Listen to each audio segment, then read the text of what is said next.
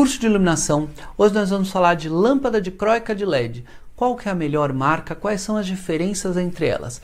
O objetivo desse vídeo é, primeiro, você fazer uma análise não só usando o preço como indicador de qualidade ou uma marca reconhecida, depois falar um pouquinho da história da lâmpada dicróica e sua aplicação, como que você define ela no ambiente, quantitativo de lâmpada, aplicação.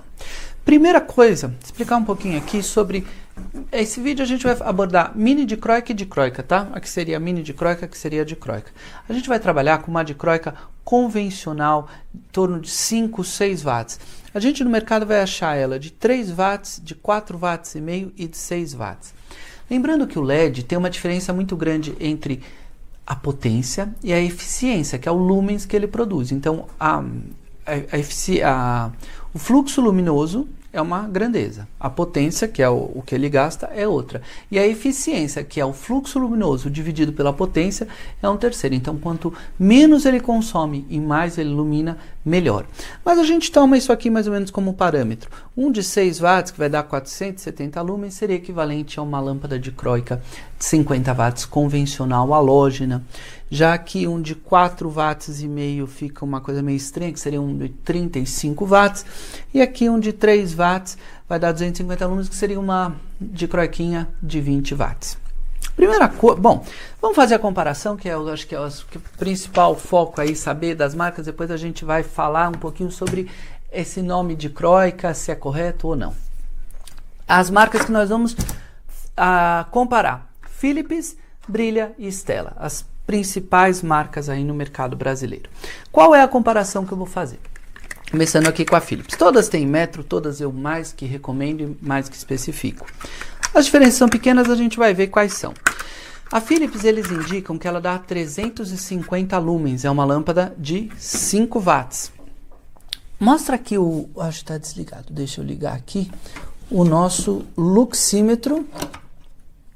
Só com a luz do estúdio, a gente está tendo em torno de 130 lux, que é a luz no ambiente. O lumens é o fluxo luminoso da lâmpada. Eu fiz uma caixa aqui de papelão só para a gente poder ter um rebatimento da luz, fazer um teste caseiro. É lógico que isso a gente precisaria de um laboratório, uma porção de protocolos, uma esfera de Obrit para fazer uma medição exata. Não é esse o objetivo, é só comparar de forma caseira entre as lâmpadas.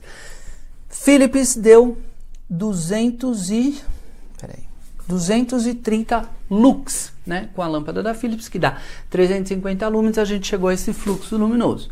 Vamos testar a próxima lâmpada, que é da Brilha. A Brilha, eles estão dizendo que dá 350, exatamente igual a da Philips. Gasta 5 watts. O fluxo deu 260. Então vamos por aqui. Brilha, 350 lumens, 260 lux. E a última candidata da noite, que veio lá do Rio Grande do Sul, é a Stella, que gasta 6 watts, ilumina 450 lumens e dá... vamos ver quanto que ela dá, que eu ainda não consegui ver, que eu consegui equilibrar. Deu 270 lux.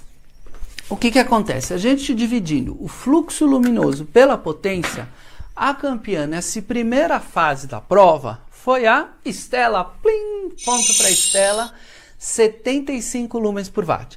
Vamos para a próxima prova, índice de reprodução de cor. Isso é muito complicado de falar, todas dão 80, tá? Teoricamente aqui na caixinha. Mas a gente vai fazer aqui um take, ó, vocês estão comparando. Por enquanto é um teste cego, tá? Agora eu vou revelar. Essa é a Philips, essa é a Brilha e essa é a Stella. Eu tô falando aqui no vídeo, eu não tô vendo nada.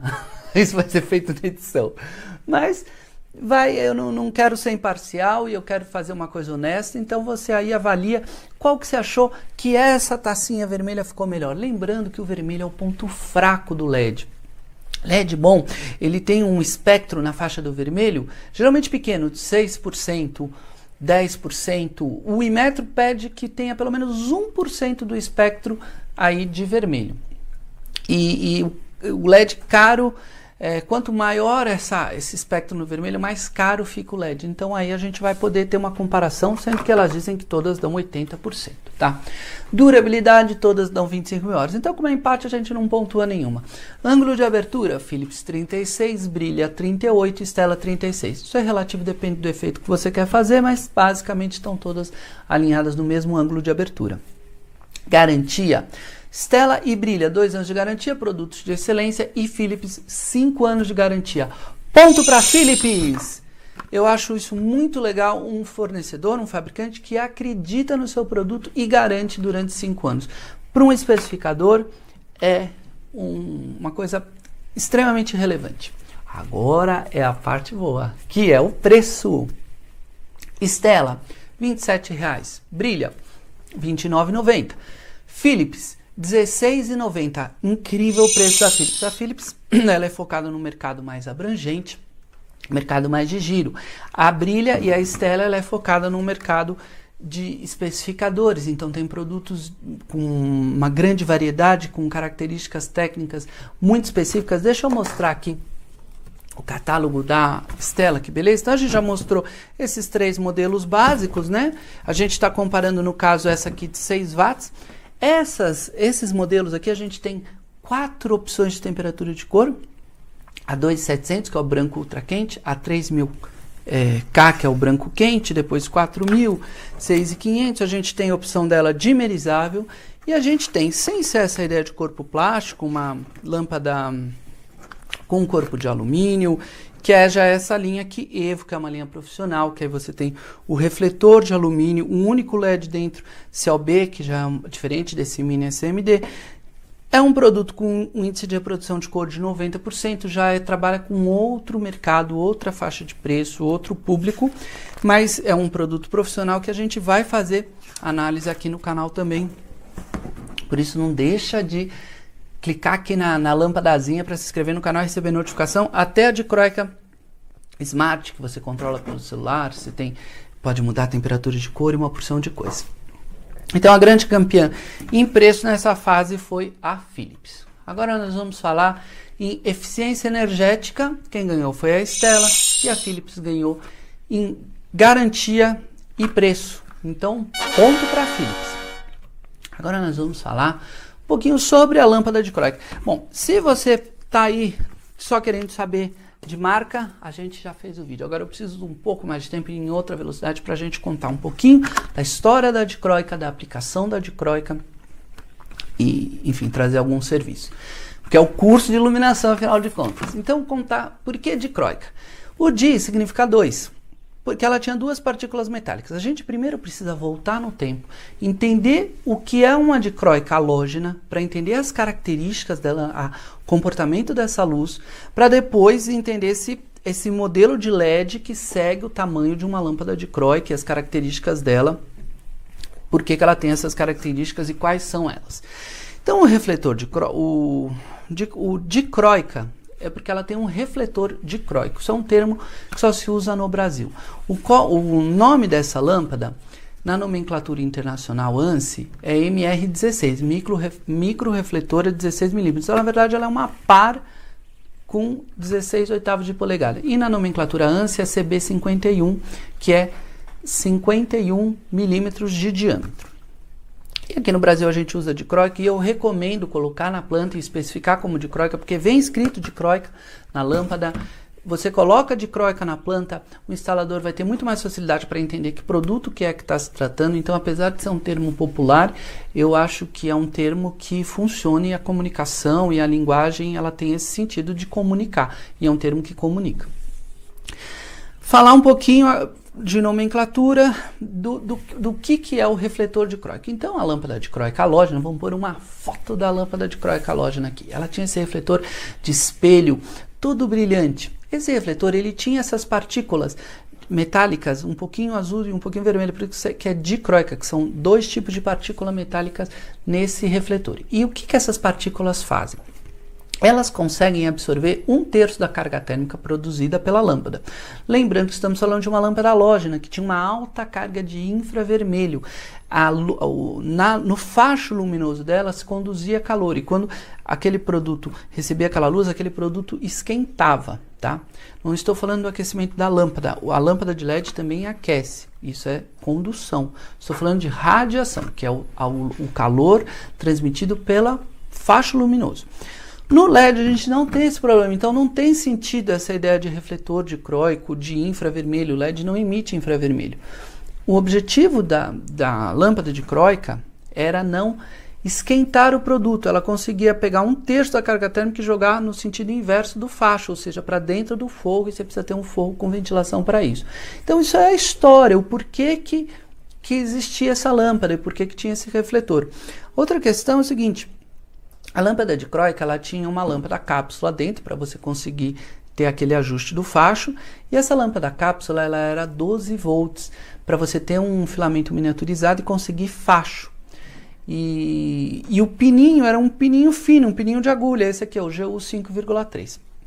Quando a gente mudou para o LED, eles fizeram alguns LEDs com GU 5,3 para 12 volts para fazer o retrofit. Não deu certo. E já tinha também lâmpadas halógenas que não tinham um controle de facho muito bom, dava num 40 graus, porque era uma lâmpada cápsula grande dentro, e ela trabalhava com tensão de rede.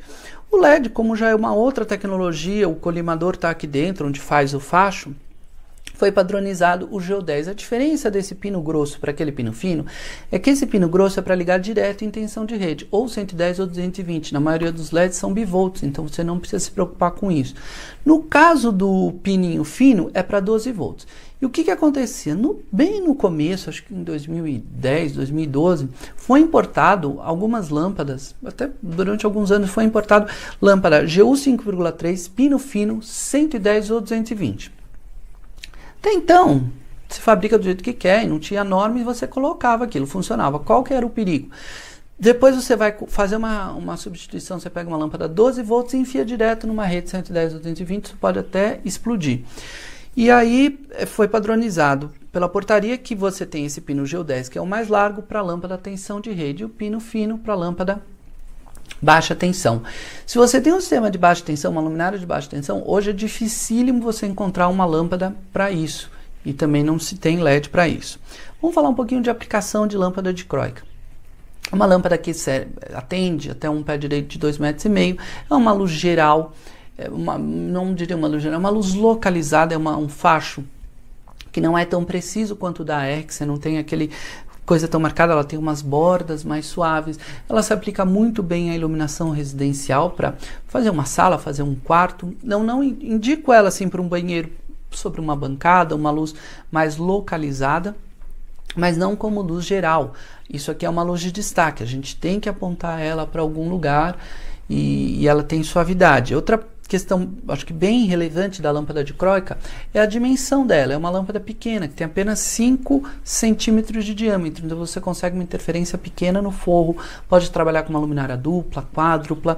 Ela é muito aceita em uso residencial e também em uso comercial de alto padrão, onde você não precisa de um fluxo luminoso tão alto e você quer um acabamento mais discreto, uma interferência menor nesse forro. A lâmpada mini dicróica, que segue exatamente todas as mesmas questões, nomenclatura internacional da mini dicróica, MR11 ou CB35, na nuance e na lift. E ela tem um fluxo luminoso um pouquinho menor e uma dimensão menor ainda, ela tem apenas 3,5 centímetros de diâmetro, né? E aí você trabalha com ela, por exemplo, em repetição, para fazer efeito wall washer. Você tem uma parede de tijolinho ou uma tela muito grande, você precisa iluminar aquela tela, você vai ter que trabalhar com 30, 50 centímetros de um ponto para outro, e você quer uma luminária com uma dimensão bem reduzida para não ficar cansativo. Você pode usar a mini dicróica, isso é uma das aplicações. Outra aplicação da mini dicróica seria para marcenaria, para nicho dentro de marcenaria.